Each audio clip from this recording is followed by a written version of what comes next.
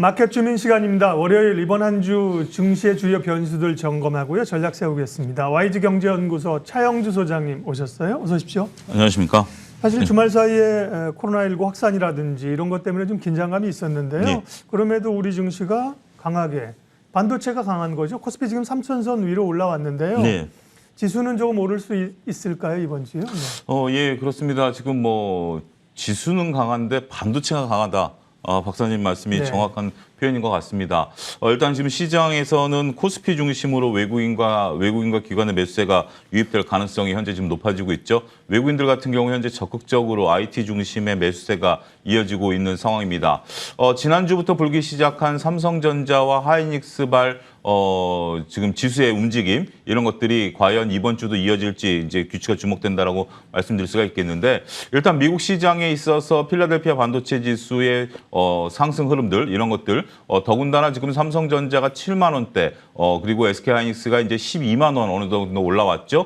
이런 순간까지도 계속해서 강한 매수세가 유입이 된다라고 보여지면 충분히 지수는 3,000선에 대한 안착이 가능한 그런 시점이다라고 말씀드릴 수가 있겠습니다. 전반적으로 일단은 그동안에 뭐 대형주들이 쉬고 중소형주들이 강하게 붙는 모습들이었습니다만, 오늘은 반대로 중소형주들이 쉬고 대형주 중심으로 강하게 매기가 붙는다라고 보여진다라면, 코스닥과 코스피는 좀 차별화될 가능성은 있습니다만, 코스피 중심으로 본다라면 그동안 좀 요원해 보였던, 쉽게 넘지 못했던 3,000선에 대한 안착 여부가 이번 주에 가장 규칙가 주목되는 관건이 된다라고 말씀드릴 수가 있겠습니다. 네, 지수가 가려면 사실은 반도체, 자동차가 움직여야죠. 네, 그렇습니다. 그런 모습이고요. 그러다 보니까 또 좀 그동안 갔던 중소형주는 좀 흔들리는 변동성이 있습니다.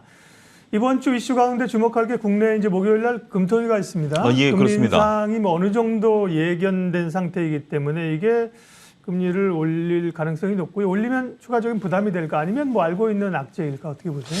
예, 일단은 뭐 결론부터 말씀드리면 뭐 시장에 이미 알고 있는 부분들이다라고 말씀드릴 수가 있겠습니다. 네.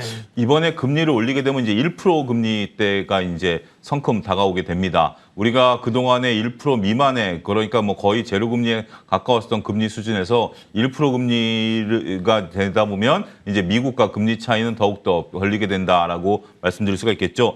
물론 가계부채가 부담이 된다라고 정부에서는 얘기는 하고 있습니다만, 우리가 현재 지금 이제 11월부터 미국의 테이퍼링, 그리고 내년 하반기에 계획된 미국의 금리 인상과 맞물리게 된다라면 우리가 선제적으로 금리를 좀 인상해 놔야 자금 유출을 막을 수 있다라는 점에 있어서 우리가 가질 수 있는 선택의 폭은 그렇게 많지 않다, 이렇게 좀 말씀을 좀 드릴 수가 있겠죠. 말씀하셨다시피 이제 이러한 부분들은 시장에 있어서 이미 예견된 부분들이다라고 말씀드릴 수가 있겠습니다. 시장에서 금리 인상에 대한 부분들은 충분히 가능성이 있었는데, 문제는 이제 그런 부분들일 것 같습니다.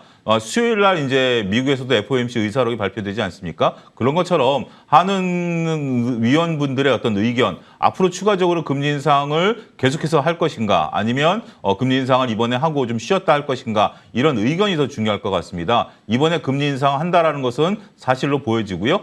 특별하게 증시에 있어서 이벤트가 되지는 않을 것으로 보여지긴 합니다만, 이제 그리고 그 뒤에 나오는 금통위 위원들의 어떤 생각들, 이런 것들을 우리가 잘 살펴봐야 되지 않을까 말씀드릴 수가 있겠습니다. 예, 목요일 금통위는 어쨌든 금리 인상이 좀 예견된 부담스러운 뉴스이고요. 반면에 이제 미국은 이제 26일 금요일부터 블랙 프라이데이 들어갑니다. 예. 소비에 대한 기대감을 좀 가질 수 있는 상황인데, 백화점이라든지 국내 소비주도 좀 눈여겨볼 만할까요? 예, 일단 뭐 미국이 블랙 프라이데이 이번 주말에 뭐 상당히 쇼핑이 많이 하겠죠. 네. 미국 전체 소비, 연간 소비의 약 20% 정도가 이 기간 동안에 이루어진다라고 하니 정말 어마어마한 어떤 쇼핑이 이루어질 것으로 보여집니다. 이번 블랙 프라이데이는 제 개인적으로는 어느 때보다 규칙가 주목된다라고 말씀드릴 수가 있겠습니다. 왜냐하면 작년만 하더라도 우리가 조금 억눌린 부분들이 좀 존재했었죠. 국내에서도 마찬가지고요. 따라서 올해 억눌렸던 소비가 대폭 늘어날 가능성에 대해서는 충분히 예견할 수 있다라고 말씀드릴 수가 있겠습니다. 문제는 이제 국내 소비 관련주들인데요. 글쎄요, 국내 소비 관련주들이 수혜를 볼 가능성이 있느냐라는 부분에 대해서는 조금 조심스럽다라고 말씀드릴 수가 있겠습니다. 현재 지금 물류 대란이 일어나지고 있는 거고요. 물론 온라인 쇼핑이 충분히 가능한 부분들이긴 하겠습니다만, 항상 블랙 프라이데이 때 국내 소비주들이 그렇게 드라마틱하게 움직였었던 부분들은 별로 없다라고 좀 말씀드릴 수가 있겠죠. 우리가 이제 좀 살펴봐야 될 것은 국내 소비주들의 어떤 향방, 그리고 소비가 늘어나냐라기보다는 미국에 있어서 소비 데이터가 과연 얼마만큼 늘어나느냐 이런 것들이 현재 미국과 연계돼 있는 미국의 소비 지표와 맞물린 인플레이션 지표, 그 뒤에 또 숨어 있는 금리 인상에 대한 지표 이런 것들과 연결성을 우리가 주목해야 된다라고 말씀을 드릴 수가 있겠죠. 결국 미국이 이번에 소비가 얼마만큼 늘어나고 미국인들이 과연 지갑을 열 수 있을 정도로 현재 지금 탄탄한 주머니를 갖고 있는지 이러한 것들을 확인하는 계기가 되지 않을까 말씀드릴 수가 있겠습니다. 네. 관심 있는 섹터 종목 이야기 좀 하도록 하겠습니다. 드라마 지옥이 이제 넷플릭스 공개됐는데 오징어 게임을 추월하는 듯한 느낌을 초반에 봤는데 예. 대표적인 게 이제 제이 콘텐트리 같은 종목인데요. 상승이긴 합니다만 음봉을 달고 있습니다. 오늘 이제 뭐 시장 상황도 좀 맞물려서 그렇죠. 그렇다고 예. 볼 수 있는데요. 예. 이 넷플릭스 지옥 관련된 종목 투자해 주십시오. 예, 흥행에는 뭐 일단 성공했다. 뭐 이 정도 성적표면 네. 많은 기대를 했던 것 비해서는 그래도 선방했다. 우리가 보통 그렇지 않습니까? 기대를 많이 하면 실망도 크다라는 건데 그전에 지리산이라는 드라마가 어떻게 보면 이제 실패했다라는 대표적인 케이스고요. 지옥만 하더라도 뭐 넷플릭스로 공개가 돼서 이제 좀 결이 다르긴 합니다만 이 정도면 선방했다 이런 뭐 평가를 충분히 내릴 수 있을 것으로 보여지긴 합니다. 근데 말씀하셨다시피 이제 두 가지죠. 하나는 조금 선반영된 부분들 이런 부분들도 일부 있죠. 워낙 기대감을 높였었기 때문에 그전에는 우리가 오징어 게임이라는 것은 그 드라마가 나오기 전에는 과연 우리가 이렇게 달성할 수 있을 것인가 의문점을 나타냈었는데 이제는 지옥도 한번 해볼 수 있을 것이야 라고 하다 보니까 어느 정도 시장에 선반영됐다라고 말씀드릴 수가 있겠고 안타까운 것은 오늘 주변부들의 어떤 주식들이 전반적으로 하락세를 나타낸다라는 거죠. 만약에 이게 일주일만 먼저 개봉을 했었더라도 제이 컨텐츠를 필두로 한 주식들이 이렇게 쉽게 밀리지는 않을 가능성도 있었겠습니다. 하지만 이제는 조금 조심스럽다라는 부분들 오늘 메타버스 NFT 관련주들이 전반적으로 다 조정을 받다 보니까 컨텐츠 관련주들까지 조정을 좀 받는 모습들이다라고 말씀드릴 수가 있겠죠. 하지만 저는 뭐 메타버스 NFT 중에서 컨텐츠를 보유한 기업들 같은 경우는 중기적인 그리고 지속적인 관심이 필요하다라고 좀 반대로 말씀을 좀 드리고 싶습니다. 물론 단기간에 지금 벌써 조정을 받으니 매수를 하시라는 말씀이 아니라 컨텐츠가 결국 이기는 싸움 아니겠습니까? 결국 컨텐츠가 모든 것을 기술은 이제 평준화될 가능성이 있습니다만 컨텐츠는 그것을 보유하고 있는 업체와 보유하고 있지 않은 업체가 분명히 판가름 날 것으로 보여지기 때문에 컨텐츠를 보유한 업체에 대해서는 지속적인 관심, 저점에서 조금 기다리셨다가 매수 관점에 접근은 유효하다 말씀드릴 수가 있겠습니다. 예, 콘텐츠는 그래도 이제 좀 좋게 보셨는데요. 네. NFT하고 메타버스는 뭐 걱정은 좀 했었죠. 워낙 쏠림 예, 현상인데 그렇습니다. 흔들리니까 우리가 생각하는 것보다 훨씬 강한 정도로 뭐 10% 넘게 밀어내면서 변동성을 줘서요. 네. 가지고 계신 분들 혹은 또 매수를 좀 고려하시는 분들은 어떻게 대응하면 좋을까요? 일단은 뭐 매수를 고려하시는 분들은 조금 자제를 하시는 게 낫다. 네. 일단은 지금 조심스럽다. 그리고 보유하고 계신 분들은 반대로 조금 그 수익을 한번 실현하시는 게 낫다.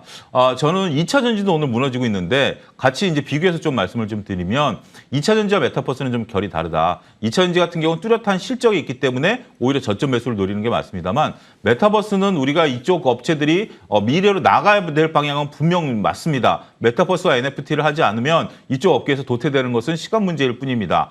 그렇지만 아직까지 메타버스와 NFT에 대한 방향성 속에 이익이 실현된다라든지 이런 것들은 뚜렷하지 않다라는 거죠. 따라서 긴 호흡으로 보게 된다라면 메타버스에 대해서 우리가 보는 것은 맞습니다만 단기 과열 국면에 들어와 있다. 벌써 2달 가까이 너무 메타버스 NFT, 심지어 우리가 메타버스 NFT를 붙이지 않은 게임 업체가 없을 정도고요. 이런 정도라면 정말 이 부분에 관한 한은 1999년 닷컴 버블에 저는 비교할 수 있다. 그때 당시만 하더라도 닷컴을 안 붙이면 안 되는 것처럼 지금은 NFT를 안 붙이면 안 되는 상황까지 몰고 갔었기 때문에 그런 부분들에 대한 조정은 조금 우리가 고려를 해야 된다. 따라서 보유하고 계신 분들이라면 흔쾌히 이익을 한번 실현하시고 그다음에 조금 상당 기간 지난 후에 다시 한번 이제부터는 실체가 드러나는 업체들 중심으로 매수 관점에 접근을 하셔도 유효하지 않을까 말씀드릴 수가 있겠습니다.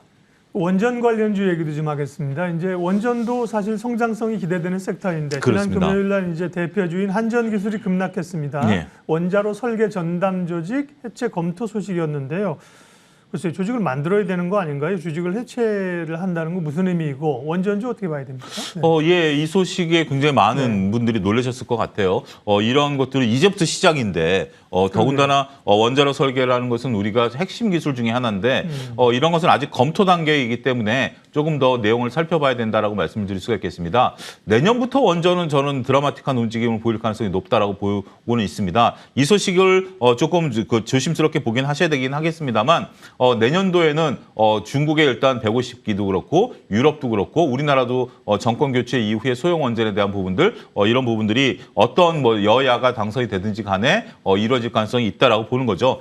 따라서 내년도 모멘텀을 본다라면 조금 접근을 하셔도 되지 않을까 말씀드릴 수가 있겠습니다. 하지만 원전주들도 최근에 많이 올랐죠. 이 소식만 아니다 하더라도 원전주들이 최근에 많이 오른 건 사실이죠. 원전주들도 대표적인 그 3인방 중에 하나다라고 말씀을 드릴 수가 있기 때문에 그런 부분들을 보면 단기 조정 이후에 재차 상승은 가능성이 있다. 따라서 이 소식을 정확히 우리가 파악하는 것이 중요하긴 하겠습니다만 현재 알려진 소식이라 하더라도 내년도를 좀 바라보는 긴 호흡이 필요하지 않겠는가 말씀드릴 수가 있겠습니다. 네, 이번 주 일정들 그다음에 시장의 핵심 이슈를 진단했는데요. 이번 주 투자 전략 마무리해 주시죠. 예, 이번 주 같은 경우 주요한 일정을 보게 된다라면 수요일 날이 FOMC 회의록과 목요일 날 우리 금토일가 열리죠.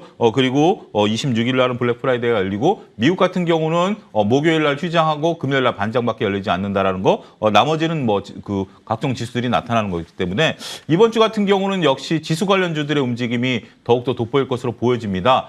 따라서 지수 관련주들의 움직임을 이제 따라가는 것은 큰 문제는 아니지만 앞서 언급드렸던 변동성이 시작된 메타버스라든지 NFT, 그다음에 엔터주 이런 쪽들에 대해서는 조금 조심스러운 접근을 하면서 리스크 관리와 그다음에 수익을 챙기는 이러한 전략들을 병행하는 그런 한 주가 돼야 되지 않을까 말씀드릴 수가 있겠습니다. 네, 코스피는 이제 3천선을 회복해서 이제 다행스러운데요.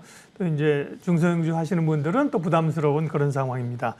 주간 전망 및 전략 와이즈 경제연구소 차영주 소장님과 함께했습니다. 고맙습니다. 감사합니다.